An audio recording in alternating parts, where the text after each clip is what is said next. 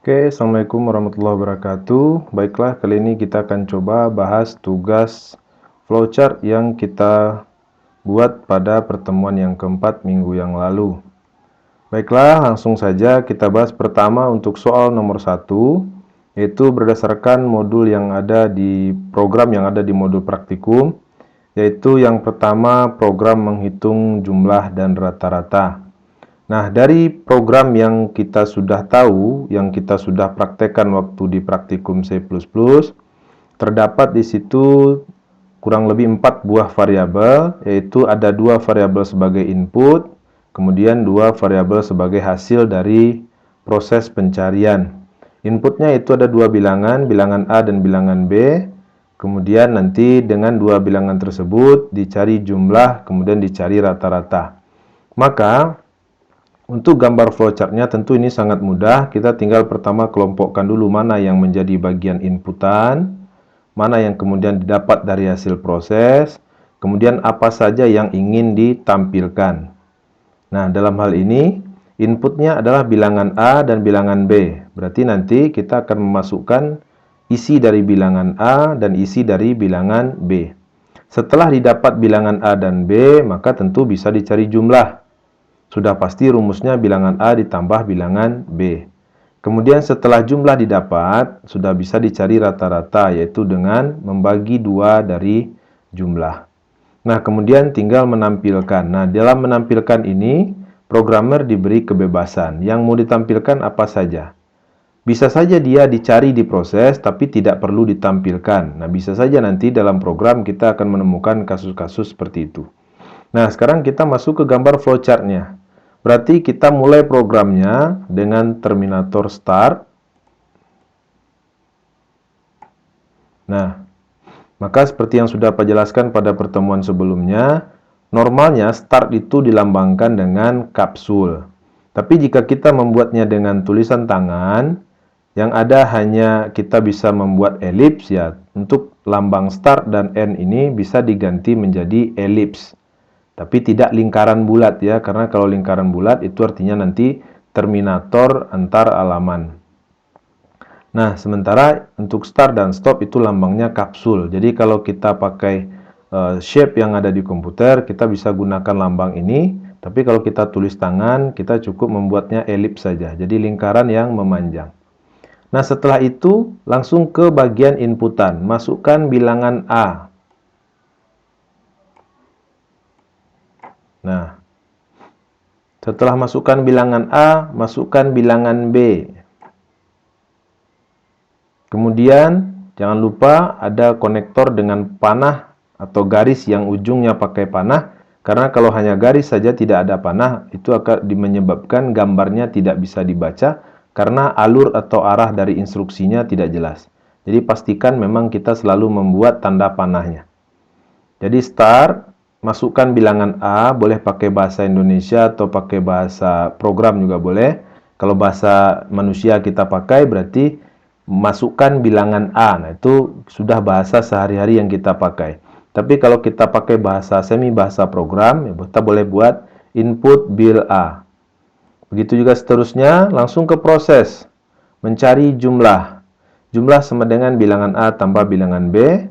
Kemudian lanjut, rata-rata sama dengan jumlah dibagi 2. Lanjut ke bawah, cetak jumlah. Lanjut ke bawah, cetak rata-rata. Input-output lambangnya sama, proses persegi panjang. Kemudian setelah selesai, cetak jumlah, cetak rata-rata, program selesai. Nah, inilah konsep dasarnya kita membuat gambar flowchart. Jadi masing-masing dibuatkan lambangnya. Nah, ini bisa bikin panjang lagi, bisa, yaitu definisi variabel. Contohnya di sini, int atau integer, bilangan A, bilangan B, jumlah, dan rata-rata. Nah, ini juga sebetulnya kalau ingin memulainya dari sini, kita bisa tambahkan lambang di sini, yaitu definisi variabel. Nah, int, bilangan A, bilangan B, jumlah, rata-rata. Nah, baru nanti masukkan bilangan A, masukkan bilangan B, boleh. Ya. Nah, tapi di sebagian kebiasaan langsung ke bagian variabel inputnya saja, boleh langsung input A, input B, tanpa perlu didefinisikan dulu A itu tipenya apa, B itu tipenya apa. Nah, ini yang pertama.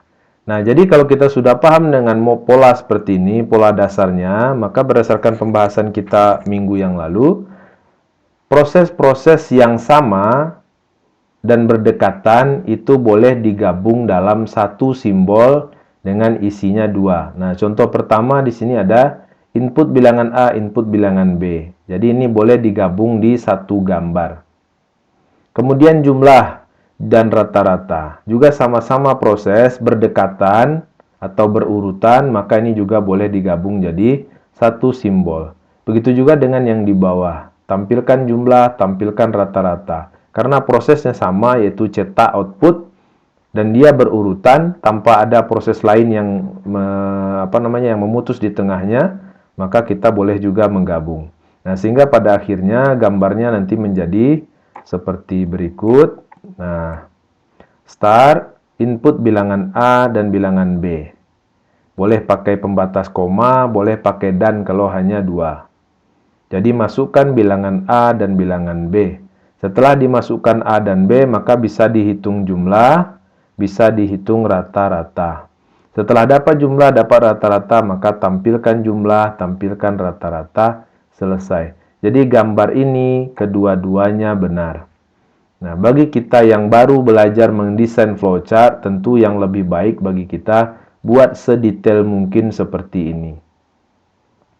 Nah, tapi nanti begitu kita sudah paham, maka nanti boleh beberapa proses yang berdekatan, berurutan, dan proses yang sama, itu boleh kita gabung menjadi satu simbol atau gambar saja. Sehingga hasilnya seperti ini. Nah, jadi dibuat modelnya seperti ini benar, atau sudah digabung juga benar.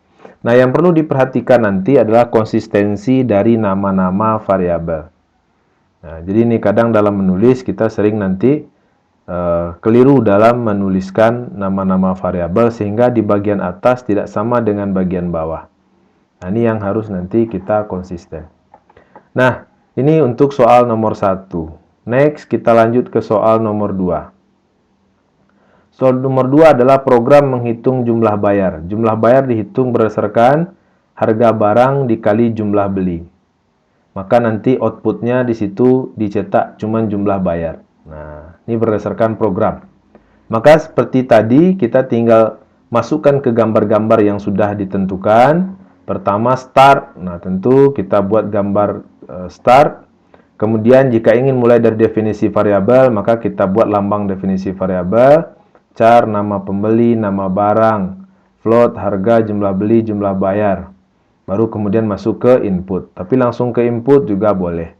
Apa saja yang dimasukkan? Masukkan nama pembeli, nama barang, harga barang, jumlah beli. Masuk nama pembeli, nama barang, harga barang, jumlah beli. Setelah didapat itu, yang paling penting itu didapat nanti untuk prosesnya adalah harga dan jumlah. Sementara nama pembeli itu namanya identitas. Sebagai penanda ini yang belanja siapa, maka perlu diberikan identitas orangnya. Nah, maka kalau sudah ada harga, ada jumlah, sudah bisa dicari jumlah bayar. Jumlah bayar sama dengan harga dikali jumlah bayar. Nah, ini sebetulnya salah ya, jumlah barang ya. Jadi nanti disempurnakan saja di ini hasilnya adalah jumlah barang. Nah, maka kemudian setelah jumlah bayar dicari, maka tinggal dicetak jumlah bayar. Nah, di sini outputnya cuma cetak jumlah bayar. Nah, jadi untuk hal-hal berupa output, itu sebetulnya kita bisa mengimprove mana data yang dibutuhkan untuk dicetak. Kalau misalnya kita belanja di minimarket, memang yang penting itu hanya jumlah bayarnya saja, beserta detail barang yang kita beli.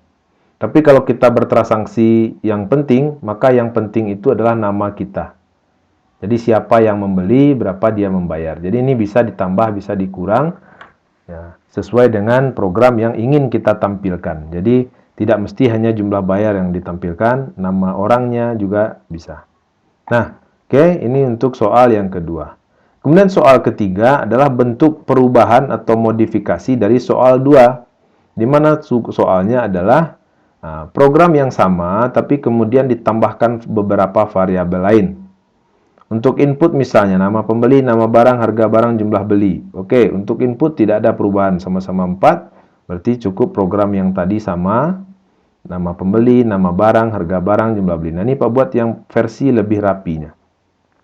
Kemudian, pada proses di situ ada jumlah bayar, ada diskon, ada total bayar. Sehingga prosesnya juga ada 3. Nah, kita buat jumlah bayar, harga kali jumlah barang, diskon 10% kali jumlah bayar, total bayar sama dengan jumlah bayar dikurang diskon. Dapat jumlah bayar, dapat diskon, dapat total bayar, maka kemudian tinggal dia bayar dengan sejumlah uang. Maka masukkan jumlah uang. Jadi input jumlah uangnya setelah dia tahu mau bayar berapa. Nah, di sini banyak yang keliru karena input jumlah uang itu adalah input, banyak yang kemudian membuatnya di bagian input di atas. Nah, itu keliru. Ya, karena belum jelas dia mau bayar berapa. Masa sudah diberikan uangnya, jadi uang itu baru dibayarkan setelah total bayarnya diketahui. Jadi begitu kita belanja, nanti kasir menyebutkan 800.000 Pak, nanti baru dibayar dengan uang 1 juta, kembalinya sekian. Nah, kan begitu. Jadi setelah masuk jumlah uang, maka bisa dihitung uang kembali berdasarkan jumlah uang dikurang total bayar.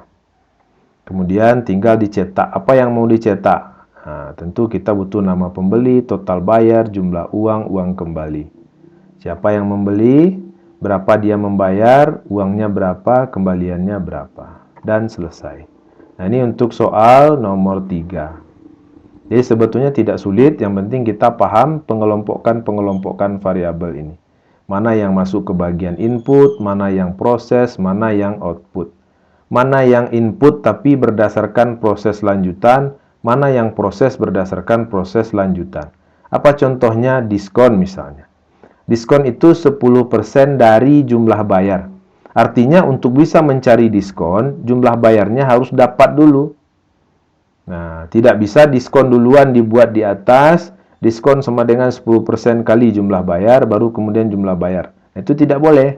Karena untuk bisa mencari diskon, jumlah bayarnya harus sudah didapat. Jadi kalau jumlah bayarnya belum ada, diskon belum bisa dicari. Nah, jadi urutan ini harus benar berdasarkan urutan proses. Nah, begitu juga tadi dengan jumlah uang sebagai input, dia tidak bisa masuk ke atas karena jumlah uang itu baru diketahui setelah orang tahu dia akan bayar berapa. Nah, ini untuk soal nomor 3. Mudah-mudahan bisa dipahami. Kemudian kita lanjut soal nomor 4. Soal nomor 4 berkaitan dengan input data gaji karyawan. Inputnya ada nama karyawan, ada jabatan, ada gaji pokok, ada tunjangan jabatan. Kemudian prosesnya cuma satu, yaitu menghitung total gaji berdasarkan gaji pokok tambah tunjangan jabatan. Kemudian cetak total gaji. Jadi total gaji aja yang dimintanya di sini. Tapi tetap kita boleh menambahkan nama karyawan, jabatan, dan total gaji boleh. Nah, terus kita transformasi bentuk program ini ke bentuk gambar flowchart, dimulai dari start. Jika ingin definisi variabel juga boleh, char, nama karyawan, jabatan, dan lain-lain boleh. Kalau tidak, langsung ke bagian input. Masukkan nama karyawan, masukkan jabatan, masukkan gaji pokok, masukkan tunjangan. Setelah itu bisa dicari total gajinya. Total gaji dicari berdasarkan rumus gaji pokok tambah tunjangan jabatan. Nah, berkaitan dengan rumus ini misalnya, kalau ternyata di soal tidak ditunjukkan pun rumusnya, kita sudah bisa menebak. Untuk menghitung total gaji sudah pasti gaji pokok ditambah tunjangan. Kalau misalnya ada pajak, pajak itu akan mengurangi gaji. Nah, jadi kita sudah tahu, oh ini pasti dikurang. Jadi nggak mesti juga harus detail di soalnya supaya kita bisa bikin rumus. Ya, jadi kita bisa mengimprove, melogikakan rumus yang benar apa. Itu sudah jelas dari kasusnya. Nah, next lanjut. Kemudian tinggal dicetak total gaji. Selesai. Nah, di simple ternyata jawaban gambar flowchart dari program ini. Nah, terus tugas yang terakhir, itu improvisasi juga. Sama konsepnya dengan soal nomor 3 tadi, menambah variabel input, proses, dan juga output. Nah, maka kita lihat saja. Ada yang berubah, yang pertama adalah tunjangan. Tunjangan yang tadinya berdasarkan input, sekarang ternyata tunjangan itu adalah proses dihitung atau dicari. Nah, jadi yang semula tadi inputnya ditambah 1 dengan tunjangan keluarga, sekarang tunjangan keluarga pindah ke bagian proses. Maka kita transformasikan ke bentuk flowchart, pertama start, kemudian langsung masukkan nama karyawan, masukkan jabatan, masukkan gaji pokok. Setelah didapat nama, jabatan, dan gaji pokok, maka di sini yang penting itu adalah gaji pokok sebagai penentu tunjangan. Karena berdasarkan ketentuannya, tunjangan semua diambil dari gaji pokok. Tunjangan jabatan 20% dari gaji pokok. Tunjangan keluarga 10% dari gaji pokok. Tunjangan kesehatan 5% dari gaji pokok. Nanti total tunjangan itu adalah hasil dari penjumlahan semua jenis tunjangan yang ada. Nah, maka di sini Pak mulai mengelompokkan.